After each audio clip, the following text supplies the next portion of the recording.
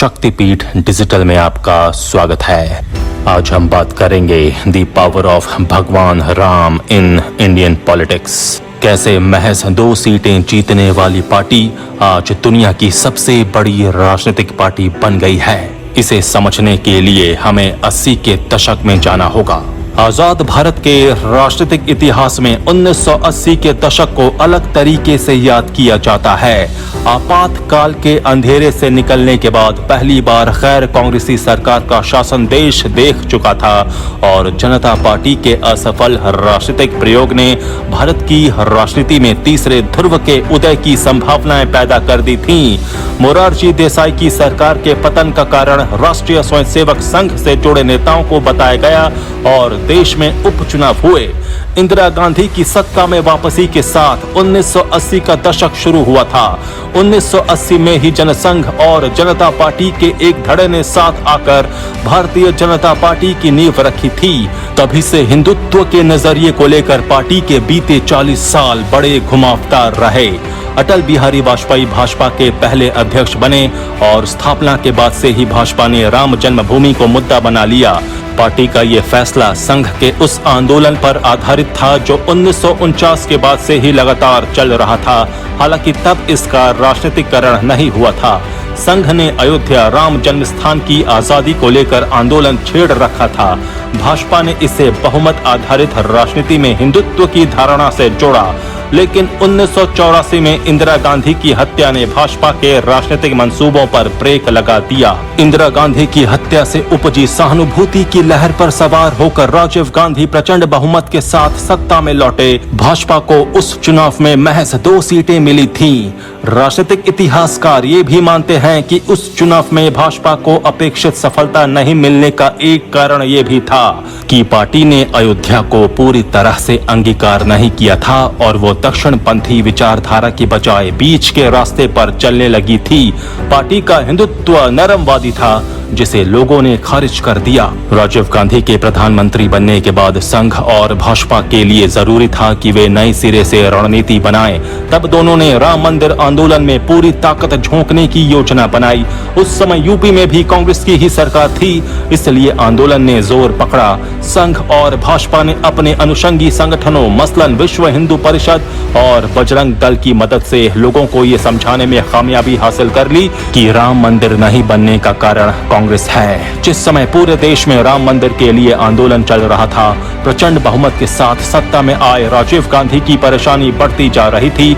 उनकी सरकार मुसीबतों से घिरने लगी। इस मुसीबत का कारण शाहबानों का मामला था। एक मुस्लिम महिला शाहबानों को अदालत ने गुजारा भत्ता देने का आदेश दिया।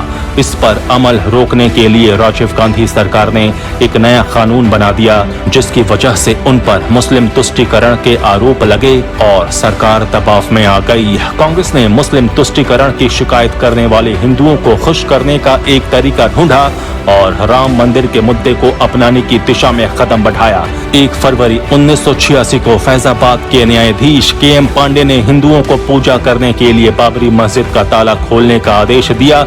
वहां 1949 से रामलल्ला की मूर्ति रखी थी, लेकिन अंदर जाकर पूजा करने पर प्रतिबंध लगा था।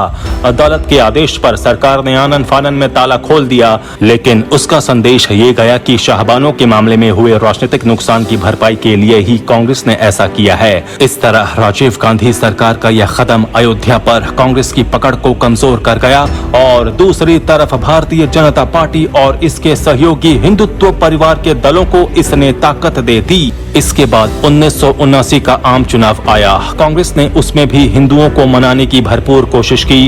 राम मंदिर के लिए संघ विहिप के आंदोलन को नकारने के लिए कांग्रेस सरकार ने हिंदू समाज को राम राज का सपना दिखाया। खुद राजीव गांधी फैजाबाद गए और अपने चुनावी अभियान का आगाज राम राज लाने के वादे से किया। इतना ही नहीं, बाद में मंदिर की नींव रखने के लिए कराए गए शिलान्यास में भी उनकी अहम भूमिका रही। लेकिन कांग्रेस का हिंदुत्व के प्रति झुकाव अस्थायी साबित हुआ। इसका कारण उसकी दुविधा रही। कांग्रेस ये तय नहीं कर सकी कि दोनों में से कौन सी लाइन ली जाए। राजीव गांधी ने हिंदुत्व का मुद्दा तो पकड़ा, लेकिन आगे जाकर पता नहीं किस कारण इसे छोड़ दिया। भाजपा ने इसका फायदा उठा लिया। कांग्रेस के इस अधूरे मन से की गई कोशिश की तुलना शरद पूर्णिमा को बनाई जाने वाली खीर से की जा सकती है। शरद पूर्णिमा की रात को खीर बनाकर छत पर रखने और इसे सुबह खाने की परंपरा है। कहा जाता है कि रात भर में उस खीर में आसमान से टपकने वाला अमृत जमा हो जाता है। कांग्रेस ने शरद पूर्णिमा की खीर तो बनाकर छत पर रख दी, लेकिन वो देर तक सोती रही। इस कारण भाजपा को वो अमृत तुल्य खीर नसीब हो गई। अयोध्या में ताला खुल चुका था और भाजपा ने इस मुद्दे पर कांग्रेस की दुविधा का भरपूर लाभ उठाया। उसे पता चल गया था कि इस मुद्दे की मदद से वो कामयाबी के शिखर तक पहुंच सकती है। 1979 के पालमपुर हिमाचल सम्मेलन में पार्टी ने तय किया कि उसका मुख्य राजनीतिक एजेंडा राम जन्मभूमि को मुक्त करवाकर विवादित स्थान पर भव्य मंदिर बनवाना होगा। तब तक लाल कृष्ण आडवाणी पार्टी के कट्टरवादी खेमे का चेहरा बन चुके थे। उनको पार्टी अध्यक्ष बनाया गया। उस साल हुए चुनाव में राजीव गांधी हार गए और वीपी सिंह प्रधानमंत्री बने। उन्हें भाजपा के 85 सांसदों ने समर्थन दिया था। इसके साथ ही वाम मोर्चा के 45 सांसदों का भी समर्थन उन्हें हासिल था। वीपी सिंह इन दो धुर विरोधी विचारधाराओं के बीच तालमेल बिठाने में असफल रहे। ये उभरते हुए राष्ट्रवाद की शुरुआत थी। आडवाणी ने देश के बदलते हुए मूड को भांप लिया था। राम जन्मभूमि के आंदोलन ने बिखरे हुए राष्ट्रवाद को धर्म से जोड़कर इसे एक हिंदू राष्ट्रवाद के राजनीतिक आंदोलन में बदल दिया। राम जन्मभूमि आंदोलन ने भारत में पहली बार हिंदू राष्ट्रवाद को एक सामूहिक विवेक में तब्दील कर दिया। मंदिर मुद्दे पर भाजपा की बढ़ती हुई लोकप्रियता और इसके अध्यक्ष आडवाणी के ऊंचे होते हुए कद से जनता दल की सरकार घबरा गई। प्रधानमंत्री विश्वनाथ प्रताप सिंह ने भाजपा के बढ़ते असर को कम करने के लिए 1990 में मंडल कमीशन के आरक्षण को लागू करने की घोषणा कर दी। मंडल बनाम कमंडल की जंग में जीत भाजपा की हुई। आडवाणी ने सितंबर 1990 में रथ यात्रा निकाली ताकि कार सेवक 20 अक्टूबर को राम मंदिर के निर्माण में हिस्सा ले सकें। रथ यात्रा के दौरान मुंबई में आडवाणी ने कहा था, लोग कहते हैं मैं अदालत के फैसले को नहीं मानता। क्या अदालत ये तय करेगी कि राम का जन्म कहाँ हुआ? आडवाणी की रथ यात्रा ने भारतीय मतदाता को वो सब कुछ दिया जो उसके मन में था कि उसे नहीं मिला।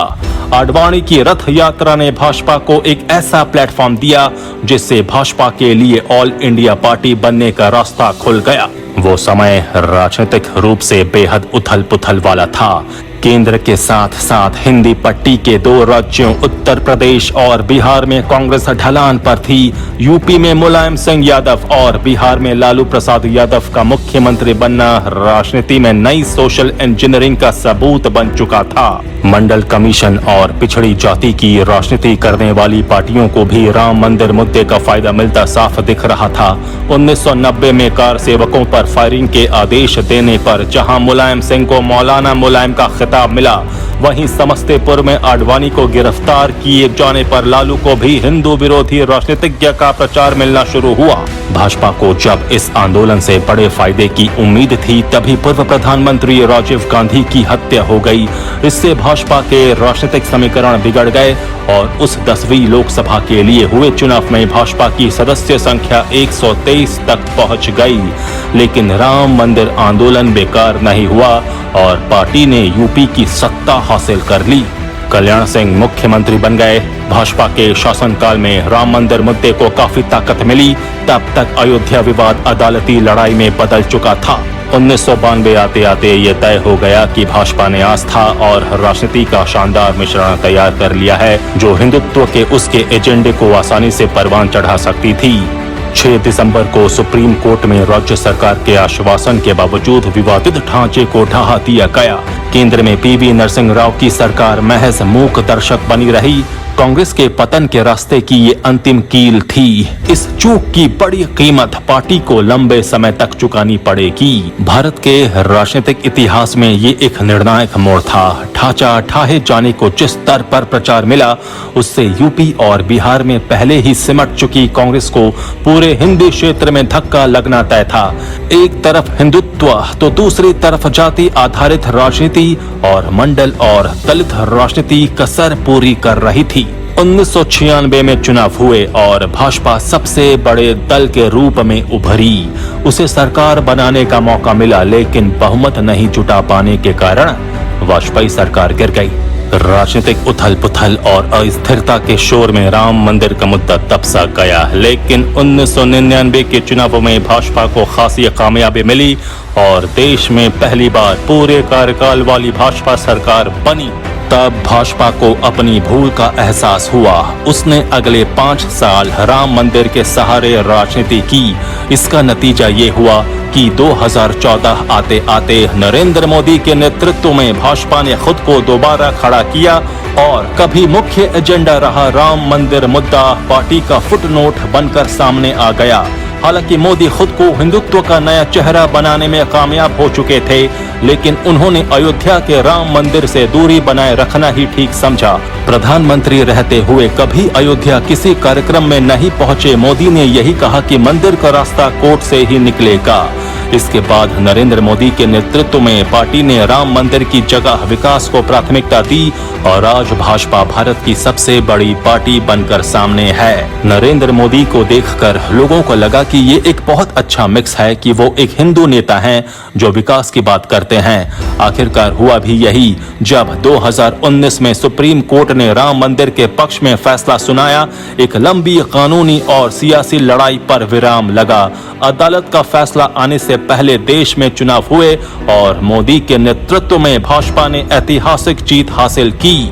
305 सीटें जीतकर भाजपा ने सत्ता में वापसी की। अब पीएम रहते हुए नरेंद्र मोदी आगामी 5 अगस्त को अयोध्या जाएंगे और राम मंदिर के निर्माण की नींव का पहला पत्थर रखेंगे।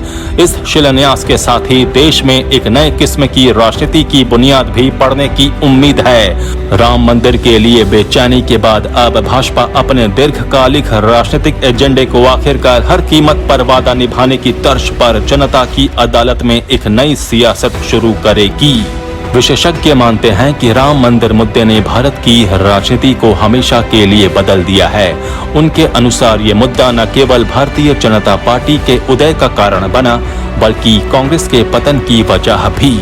आज अयोध्या से लेकर अमेरिका के टाइम्स स्क्वायर तक भगवान राम की धूम है। अयोध्या में 5 अगस्त को श्री राम मंदिर भूमि पूजन को लेकर पूरे देश में उत्साह है।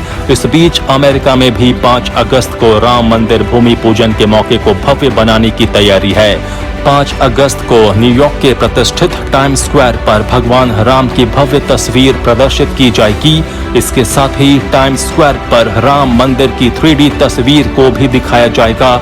इस आयोजन को बेहद भव्य तरीके से आयोजित करने की तैयारी हो रही है। शक्तिपीठ डिजिटल में अभी इतना ही। आप हमारे इस YouTube चैनल को जरूर सब्सक्राइब करें। आप हमारे वेबसाइट www.shaktipeethdigital.com को जरूर विजिट करें। आप हमारे फेसबुक पेज को भी जरूर लाइक करें।